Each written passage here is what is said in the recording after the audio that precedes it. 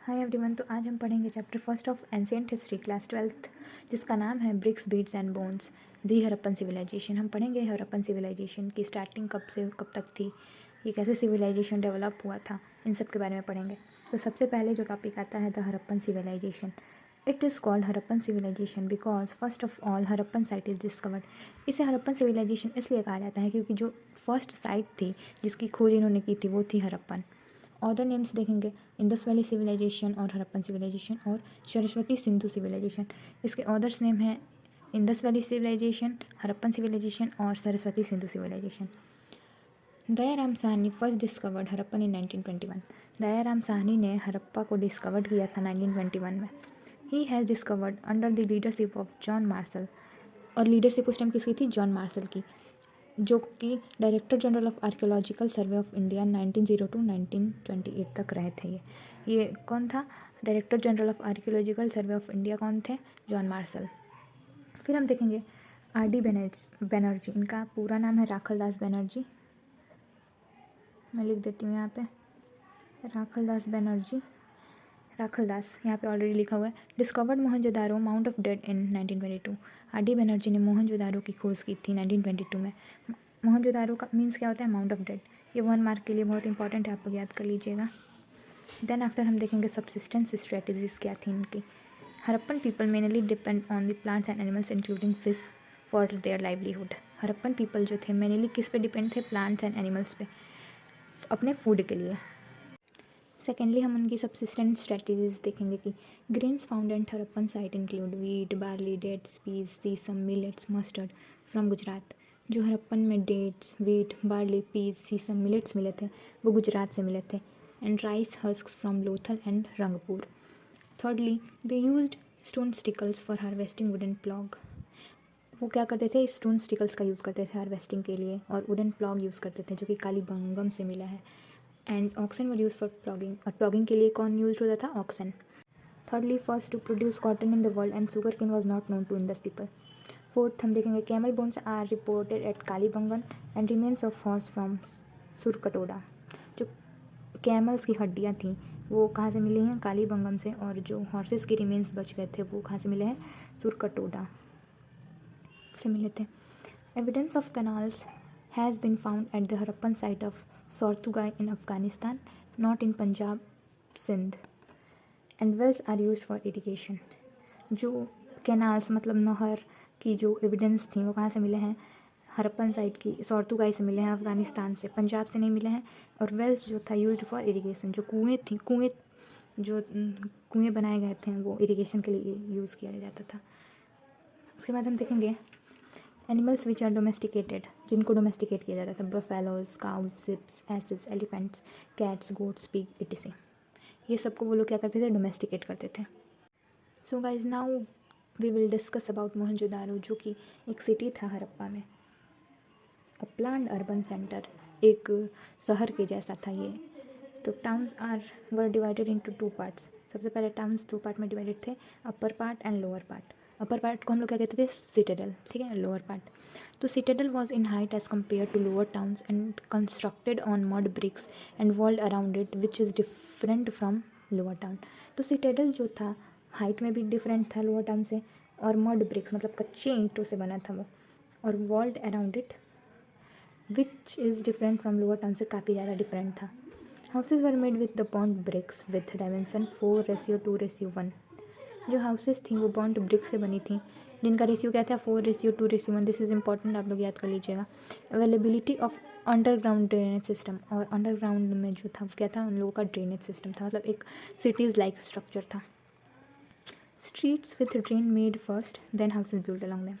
जो गली थी वो ड्रेन के साथ मतलब ड्रेनेज सिस्टम के साथ पहले बनती थी, then houses build along them, उसके अकॉर्डिंग हाउस बनते थे। Town planning was in the form of grid, और जो टाउन प्लानिंग था वो ग्रिड के फॉर्म में था। ऐसे ऐसे आप लोग बुक में देखेंगे तो मिलेगा, ऐसे ग्रिड के फॉर्म में था टाउन प्लानिंग, ठीक है। डोमेस्टिक आर्किटेक्चर क्या थी मोहनजोदारो की? Court yard at the centre with rooms all around. जो कोर्ट यार्ड था मतलब आंगन जो था वो बीच में तो था ही, पहले के घरों में आप देखेंगे कि आंगन बीच में ही रहता है, और चारों तरफ उसके रूम्स थी, ठीक है।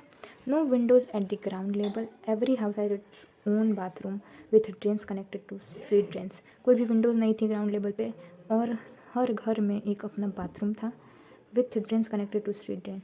और उनका जो ड्रेन था, बाथरूम का ड्रेन, वो कनेक्ट था स्ट्रीट ड्रेन से, ताकि गली में से सारा कचरा बाहर चला जाता था।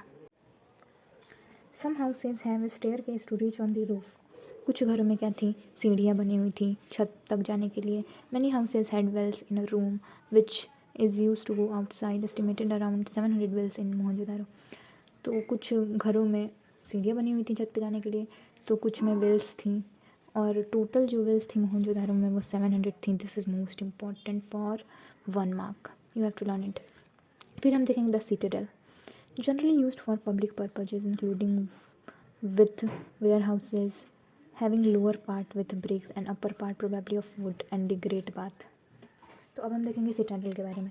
तो जनरली ये क्या था कि पब्लिक पर्पजेज के लिए यूज़ होता था, इंक्लूडिंग वेयर हाउसेज थी इसमें, having lower part with bricks and upper part probably of wood. जो अपर पार्ट था वो लकड़ी का बना हुआ था और नीचे का जो पार्ट था वो ब्रिक से बना हुआ था। एंड द ग्रेट बाथ, और इसमें एक ग्रेट बाथ भी था। Great bath is most important. The great bath was a rectangular tank in the courtyard surrounded by a corridor on all its sides. तो ग्रेट बाथ क्या था, एक rectangular shape में था ऐसे टाइप का, in the courtyard surrounded by corridor, और चारों तरफ से गलियारों से घिरा हुआ था। On all its sides there were 2 stairs in the north and the south, और एक नॉर्थ से स्टेयर्स थी और एक साउथ से स्टेयर्स थी। ऐसे ग्रेट बाथ था, ठीक है। There were rooms on 3 sides and large wells on 4th side, water from tank flowed into drain. Rooms भी थी तीनों साइड से और वेल्स थी चारों साइड से। Water from the tank flowed into drain, और जो वाटर था टैंक से वो ड्रेन में जाता था। Across a lane to the north having a smaller building and 8 bathrooms with drains on each side of the corridor, और हर कॉरिडोर के साइड में 8 बाथरूम्स थी, ठीक है, नॉर्थ साइड में। Our next topic is tracing social differences.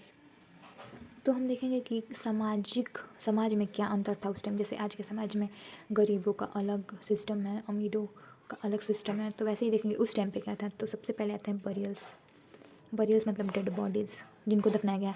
General practice was placing the dead body in the north to south direction. In Harappan sites dead were generally laid in pits. तो ये क्या था, एक general practice था, was placing, जो dead body थी उनको north to south में प्लेस किया जाता था डायरेक्शन में।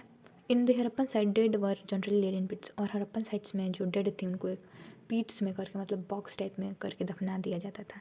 इन some cases some pits are made with the bricks which indicated social differences. कुछ केसेस में जो पिट्स थी वो ब्रिक से बनी होती थी, जिनसे हम सोशल डिफरेंसेस को जान सकते थे। Some graves content pottery ornaments perhaps they believed in after life. मतलब जो कुछ बॉडी के साथ, कुछ डेड बॉडीज़ के साथ महंगी महंगी पॉटरीज ऑर्नामेंट्स, मतलब ये ज्वेलरीज को दफनाए जाते थे, क्योंकि वो बिलीव करते थे after life. So if anyone asks from you that Harappan people believed in afterlife, then your answer is yes, they believed in afterlife. फिर हम आते हैं लुकिंग फॉर लग्जरीज मतलब उस टाइम पे रिच का क्या सीन था। First category include object of daily ones potteries needles flesh rubbers body scrubbers. जो इसमें फर्स्ट कैटेगरी आती हैं वो डेली क्वॉन्स मतलब सैडल क्वॉन्स मतलब जो होता है सिल्वट, पॉटरीज मतलब जो मिट्टी की बनी होती थी पॉटरीज, नीडल्स मतलब सुई, flesh rubbers and body scrub. जो आर्कियोलॉजिस्ट थे वो क्या एज्यूम किए थे, luxuries object which are rare and costly. कुछ लग्जरी ऑब्जेक्ट्स थी जो बहुत ही रेयर थी या और बहुत कॉस्टली थी। Made with sand plus silica gum plus fired is a precious because very difficult to make. कुछ ऑब्जेक्ट्स थी जो sand silica plus gum fired से बनी हुई थी, वेरी डिफ़िकल्ट टू मेक। अब हम पढ़ेंगे finding out about craft production के बारे में। तो अब हम देखेंगे क्राफ्ट प्रोडक्शन के बारे में। एंड वन थिंग मोर, अगर आपको इस चैप्टर का नोट्स चाहिए तो प्लीज़ आप कमेंट कीजिए नोट्स के लिए, I will share you the PDF। The craft production generally made bead making, shell cutting, metal working, seal making and weight making. जो क्राफ्ट प्रोडक्शन में था वो क्या था, उसमें क्या होता था कि बीड मेकिंग मतलब मोतियाँ बनती थी, shell cutting, metal working, seal making and weight making. Material use to more beads that is like carnelian. ये बहुत इंपॉर्टेंट है। कार्नेलियन जो था रेड कलर का होता था, ये एक मतलब प्रीशियस स्टोन ही था, jasper, crystal, quartz and steatite and metal use like copper, bronze and gold. ये आपको याद करना पड़ेगा। थर्डली सेल्फियंस एंड टेराकोटा और burnt clay all are use to for making beads. ये सब मोतियों बनाने के लिए प्रयोग होता था। Some beads were made up of 2 और more stones and gave those shape like disc, cylindrical, spherical, और हर बीड्स का अलग अलग शेप होता था। अब हम देखेंगे some were decorated with painting and designs. कुछ पेंटिंग्स और डिज़ाइन से डेकोरेटेड होती थी। Techniques for making beads, steatite, soft stone, powder use with moulded paste. कुछ एक मोल्डेड पेस्ट लगा के और पाउडर लगा के ये स्टोन्स बनाई जाती थी। अब हम देखेंगे strategies for procuring raw materials, कि कैसे रॉ मटेरियल्स वो लोग लाते थे और कैसे ये सब चीज़ें बनती थी। अब हम देखेंगे ट्रांसपोर्टेशन। तो terracotta toy suggest important transporting good and people across the land route. जो टेराकोटा टॉय था वो क्या लैंड रूट से जाता था।